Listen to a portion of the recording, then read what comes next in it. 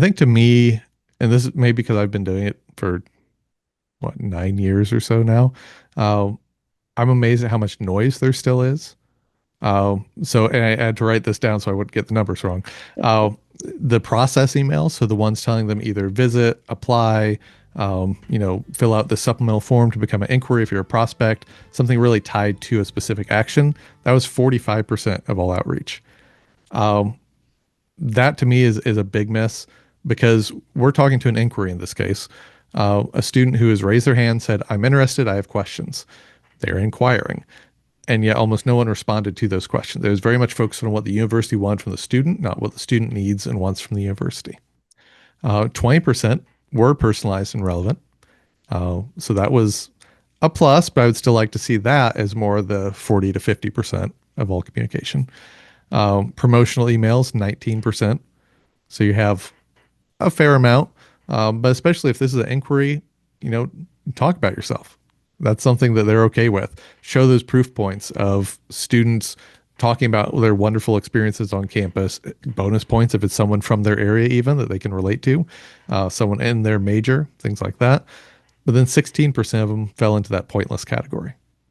So that should be a zero. There should be none of those. There's always going to be some. Everyone means well, but it's just going to happen. Maybe a filter was set up wrong, and you send that business student something about your art program, which happened. So, which is okay.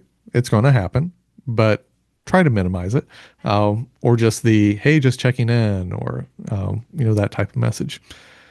There's so much emphasis on the actions the college wants the student to take, and not so much about the student. It's not a dialogue at that point. It's a monologue.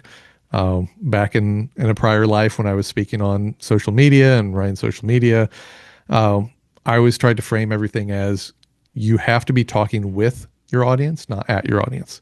Like if you take your posts, or in this case, your emails, your texts, and it sounds like you're just standing on a street corner with a megaphone shouting things at them, that's not communication. That's a monologue. Yeah, telling a student to visit's not a student-centric communication approach. Yeah, That's just, exactly. Yep. yeah. Yep. If you Which can build that affinity where they want to and they're asking, hey, can I set up a visit? Sure. We have a portal set up for you to do all that. Awesome. You want to build that affinity, not just tell them what to do. I love that, and I think that is a layer of communication that gets overlooked Mhm. because it does take more time, it takes more thought, it takes Oh more yeah. intentionality, but it's such a richer student experience to Yeah, be receiving exactly. those.